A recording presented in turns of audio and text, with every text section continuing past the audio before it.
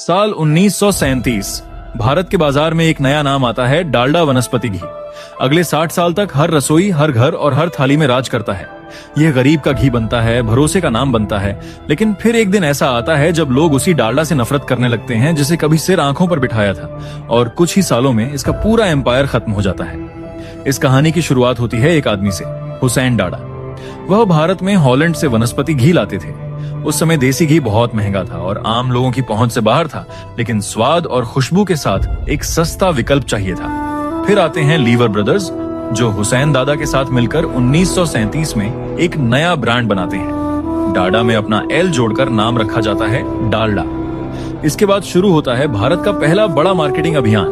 क्योंकि भारत में उस समय गाड़ियां नहीं होती थी, तो इस मार्केटिंग में गाड़ियां गली गली घूमती थी जिस पर डालडा के डिब्बे का डिजाइन बन होता था।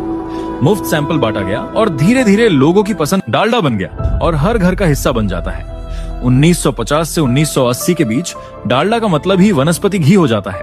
हर शादी, हर त्योहार, हर मिठाई में डालडा की खुशबू होती है। इनकी ग्रोथ में भारत की गवर्नमेंट का बड़ा योगदान रहा है।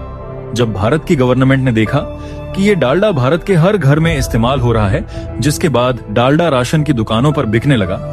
1980 तक 40% सेल्स इन्हीं राशन की दुकानों से आती थी।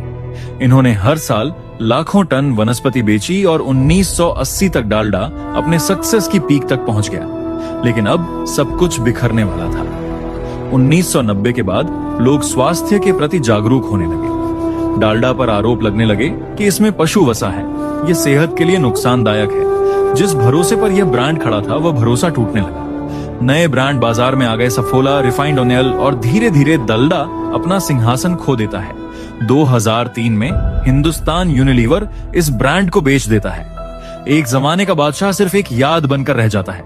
ये कहानी सिर्फ एक तेल के ब्रांड की नहीं है, ये कहानी है समय के साथ बदलने की। चाहे आप कितने भी बड़े हों, अगर आपने खुद को और अपने काम को वक्त के साथ बदलना नहीं सीखा, तो एक दिन दुनिया आपको पीछे छोड़ देगी।